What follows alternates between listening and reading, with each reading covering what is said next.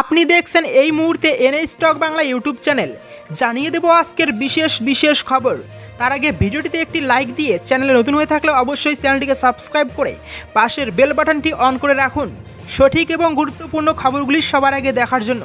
আর আপনি কোন জেলা থেকে দেখছেন, আপনার জেলার নামটি অবশ্যই কমেন্ট করে জানিয়ে দেবেন। আরজি কর কাণ্ডের মাঝেই বড় দুঃসংবাদ, তৃণমূল ছাড়লেন হেভিওয়েট নেতা, তোলপাড় রাজ্য। আরজি কর হাসপাতালে মহিলা চিকিৎসকের ধর্ষণ খুনের ঘটনায় মুখ পুড়িয়েছে তৃণমূলের। লাগাতার মিছিল অভিযানে ক্রমেই চাপ বাড়ছে রাজ্যের শাসক দলের। এর মাঝেই এবার জোড়াফুল শিবির ছেড়ে বেরিয়ে গেলেন দলের হেভিওয়েট নেতা। ইতিমধ্যেই চিঠি লিখে সভাপতির পদ থেকে পদত্যাগের পাশাপাশি দলের প্রাথমিক সদস্য পদ ছাড়ার কথা জানিয়েছেন তিনি। আরজি কর কাণ্ডে বর্তমানে বেশ চাপে রয়েছে তৃণমূল। রবিবারও কলকাতার বুকে একটি বিরাট প্রতিবাদ মিছিল বেরিয়েছিল। এসবের মাঝেই উত্তর পূর্ব থেকে বড় ধাক্কা খেল জোড়াফুল শিবির। তৃণমূলের সাধারণ সম্পাদক অভিষেক বন্দ্যোপাধ্যায় চিঠি লিখে পদত্যাগ করলেন অসম তৃণমূল সভাপতি রিপুন বোরা। একই সঙ্গে দলের প্রাথমিক সদস্য পদও ছেড়েছেন তিনি। 2022 সালের এপ্রিল মাসে তৃণমূলে যোগ দিয়েছিলেন। এর আগে কংগ্রেসের সদস্য ছিলেন রিপুন।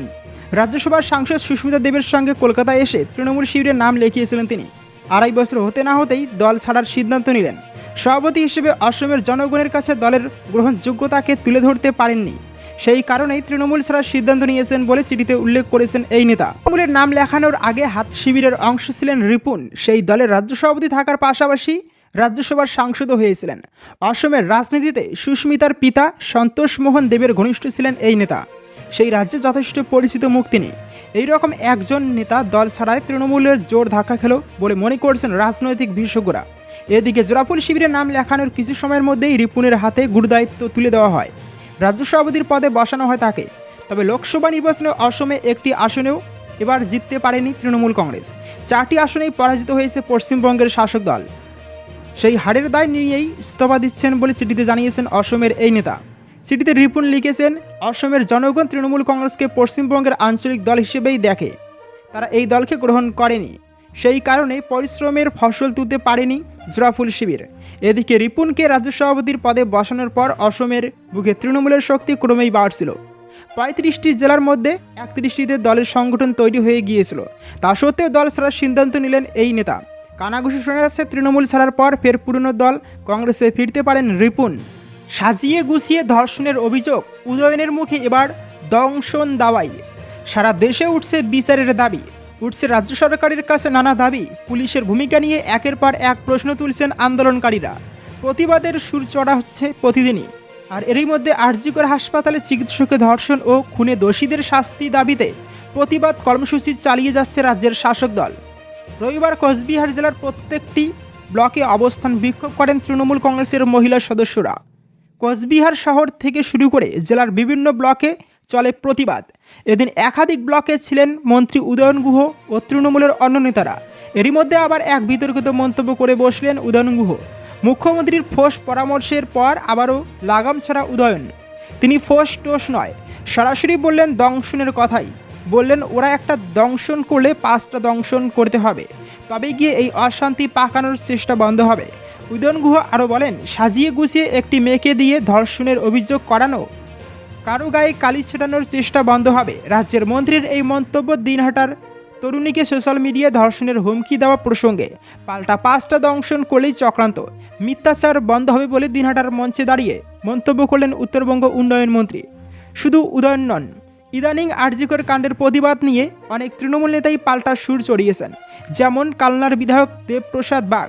তিনি বলেন, আরজি কর কাণ্ডের প্রতিবাদীরা নিজের অধিকার আদায়ের জন্য রাস্তায় নামছেন। তিনি আরও বলেন, ডিএ আন্দোলনকারীরা বিচার চেয়ে রাস্তায় নামছেন ডিএর জন্য। অনেকে বদলি আটকে আছে বলে রাস্তায় নেমে আরজি কর কাণ্ডের বিচার চাইছেন। প্রকাশ্যে মঞ্চে দাঁড়িয়ে মন্তব্য করলেন তৃণমূল বিধায়ক। এর আগে রাত দখলের আন্দোলনের আগেও উল্টো সুর গেয়েছিলেন উদয়ন। হুমকির সুরেই বলেছিলেন, দিনহাটার কেউ কেউ কাল রাতের দখল নিতে চাইছেন, আমার সমর্থন থাকলো, তবে স্বামীর অত্যাচার থেকে বাঁচতে রাতে ফোন করবেন না। এবারও ফের বেলাগাম উদয়ন। সন্দীপ গ্রেপ্তার হতেই ইঙ্গিতপূর্ণ পোস্ট শুভেন্দু শেখরের। আন্দোলনে কি এখনই ইতি? আরজি কর হাসপাতালের প্রাক্তন অধ্যক্ষ সন্দীপ ঘোষ গ্রেপ্তার। কলকাতা হাইকোর্টের নির্দেশে আর্থিক দুর্নীতি তদন্তে নেমে তাকে গ্রেপ্তার করল সিবিআই। এদিন নিয়ে 15তম দিন সন্দীপকে জিজ্ঞাসাবাদ করলেন সিবিআইয়ের তদন্তকারীরা। আরজি কর হাসপাতালে তরুণী চিকিৎসকের ধর্ষণ ও খুনের ঘটনায় ২৬ দিনের মাথায় সন্দীপের গ্রেপ্তারি। সন্দীপের বয়ানে অসঙ্গতি মেলায় তাকে গ্রেপ্তার করা হয়েছে বলে জানা যাচ্ছে। সন্দীপের পলিগ্রাফ টেস্টও হয়েছিল। আর্থিক দুর্নীতি তদন্তে সন্দীপ ও তার ঘনিষ্ঠদের বাড়িয়ে অভিযানও চালিয়েছে সিবিআই। এদিন সিজিও কমপ্লেক্স থেকে নিজাম প্যালেসে সন্দীপকে নিয়ে গিয়ে গ্রেপ্তারির কথা জানানো হয়। সন্দীপের গ্রেপ্তারির পরে তৃণমূল কংগ্রেসের রাজ্যসভার সাংসদ সুকেন্দু শেখর রায় এক্স হ্যান্ডেলে ক্রিকেট খেলায় বোল্ড হওয়ার পরের একটি ছবি পোস্ট করেছেন। আইপিএলের যে ছবিতে দেখা যাচ্ছে মিডল স্টাম্প ভেঙে গিয়েছে। সুকেন্দু ক্যাপশনে লিখেছেন মিডল স্টাম্প উপড়ে গেল। এরপর কি আরজিকর কাণ্ডের সর্বভায় তৃণমূলের মুখপাত্রের পদ খুইয়েছিলেন ডক্টর শান্তনু সেন। তিনি ফেসবুকে লিখেছেন, ঈশ্বর বিচার করলেন, প্রমাণ হলো আমি ভুল বলিনি। সঠিক জায়গায় দুর্নীতির তথ্যগুলো অনেক আগেই জানিয়েছিলাম। বিজেপি রাজ্য সভাপতি সুকান্ত মজুমদার বলেন, নাই মামার চেয়ে কানা মামা ভালো। খুনের মামলায় সন্দীপ ঘোষ গ্রেপ্তার হবেন কিনা তা নিয়ে আমাদের সংশয় ছিল, কিন্তু নিশ্চিত ছিলাম আর্থিক দুর্নীতি তদন্তে তিনি গ্রেপ্তার হবেন। সেটা হয়েছে। সন্দীপের গ্রেপ্তারি জরুরি ছিল। তৃণমূল মুখপাত্র দেবাংশু ভট্টাচার্য ফেসবুকে লেখেন, সন্দীপ ঘোষ গ্রেপ্তার, দারুণ খবর। শুধু মাথায় রাখবেন দুটি জিনিস, এক, খুন এবং ধর্ষণের মামলায় সন্দীপ ঘোষ গ্রেপ্তার হননি, তিনি গ্রেপ্তার হয়েছেন দুর্নীতির অভিযোগে। দুই, উনি যেই কেসে গ্রেপ্তার হয়েছেন সেই কেসে এফআইআর দায়ের করেছিল রাজ্য সরকার। বাকি রইল সন্দীপ ঘোষের গ্রেপ্তারি। আমি ভীষণ খুশি। সন্দীপের গ্রেপ্তারির খবরে উচ্ছ্বসিত আন্দোলনকারী জুনিয়র ডাক্তাররা। লালবাজার অভিযানে তারা এদিন গিয়েছেন কলকাতার নগরপাল বিনীত গোয়েলের পদত্যাগ চেয়ে। পুলিশ পথ আটকালে পথে বসে চলতে থাকে প্রতিবাদ। পুলিশের তরফে বারবার দৌত্যের চেষ্টা হলেও তা ব্যর্থ হয়। আন্দোলনকারীদের কথায় কলকাতা পুলিশ যা পারেনি তা করে দেখালো সিবিআই। তবে সন্দীপ ঘোষ গ্রেপ্তার হলেও ন্যায় বিচার সুনিশ্চিত না হওয়া পর্যন্ত আন্দোলন চলবেই।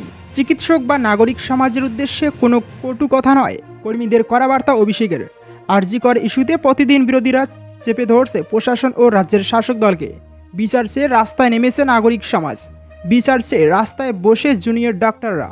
এই অবস্থায় শাসক দলের একাধিক নেতা নেত্রীর মন্তব্য ক্রমাগত অস্বস্তি বাড়িয়ে চলেছে শাসক দল তৃণমূল কংগ্রেসের।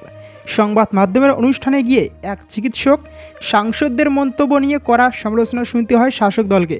পরবর্তী সময়ে ওই সাংসদ দুঃখ প্রকাশ করলেও তৃণমূল কংগ্রেস মনে করছে তাদের বিরুদ্ধে গিয়েছে গোটা বিষয়। এরপর দুই তারকা বিধায়কের মন্তব্য ঘিরেও তীব্র সমালোচনা। অন্যদিকে প্রাক্তন কাউন্সিলরের নিদান দেওয়া নিয়ে নানা প্রশ্ন ঘুরছে। এমত অবস্থায় তাকে সাসপেন্ড করলেও তার সময়সীমা নিয়ে উঠছে প্রশ্ন। আন্দোলনরত চিকিৎসকদের নিয়ে বিতর্কিত মন্তব্য করেন বেশ কয়েকজন তৃণমূল কংগ্রেস নেতৃত্ব। এরপরই বেশ কড়া ভাষায় দলের অবস্থান স্পষ্ট করে দিলেন তৃণমূল কংগ্রেসের সর্বভারতীয় সাধারণ সম্পাদক অভিষেক বন্দ্যোপাধ্যায়। যদিও নিজের এক্স হ্যান্ডেলে পোস্ট করে তিনি সরাসরি কোনো নাম লেখেননি। অভিষেক বন্দ্যোপাধ্যায় নিজের এক্স হ্যান্ডেলে লেখেন, দল নির্বিশেষে জনপ্রতিনিধিদের আরও নম্র এবং সহানুভূতিশীল হতে হবে। তৃণমূল কংগ্রেসের প্রত্যেকের কাছে আমার আর্জি যে তারা যেন স্বাস্থ্য বা সমাজ, নাগরিক সমাজের কারো বিরুদ্ধে কোনো রকম বিরূপ মন্তব্য না করেন। প্রত্যেকের প্রতিবাদ এবং মত প্রকাশের অধিকার রয়েছে, প্রত্যেকের প্রতিবাদ এবং মত প্রকাশের অধিকার আছে। আর এই বিষয়টাই বিজেপি শাসিত রাজ্যের থেকে বাংলাকে স্বতন্ত্র করে তোলে। আমরা নিজেদের সর্বস্ব উজাড় করে বুলডোজার মডেল এবং গণতন্ত্রকে দমিয়ে রাখার রাজনৈতিক কৌশলের বিরুদ্ধে লড়াই করেছি। এরপরে তিনি স্পষ্ট জানান, এখন আমাদের গঠনমূলক পদক্ষেপ করতে হবে যাতে ভবিষ্যতে এরকম ভয়ঙ্কর ঘটনার পুনরাবৃত্তি না হয়। যতক্ষণ না দোষীরা শাস্তি পাচ্ছেন এবং রাজ্য ও কেন্দ্রীয় সরকারের পক্ষ থেকে নির্দিষ্ট সময়ের মধ্যে ধর্ষণের মামলা শেষ করার আইন প্রণয়ন করা হচ্ছে, ততক্ষণ এই লড়াইয়ে বাংলাকে অবশ্যই জোটবদ্ধ হয়ে থাকতে হবে। অভিজিৎ গঙ্গোপাধ্যায়কে ঘিরে গো ব্যাক স্লোগান জুনিয়র ডাক্তারদের। ফিরতে বাধ্য হলেন সাংসদ। আরজিকরের ঘটনায় পুলিশ কমিশনারের পদত্যাগের দাবিতে সোমবার দুপুরের পর থেকেই লালবাজারের সামনে অবস্থান বিক্ষোভ করছেন জুনিয়র ডাক্তাররা। সন্ধ্যের পর সন্দীপ ঘোষের গ্রেপ্তারির খবরে তারা ব্যাপক উচ্ছ্বাস প্রকাশ করেন।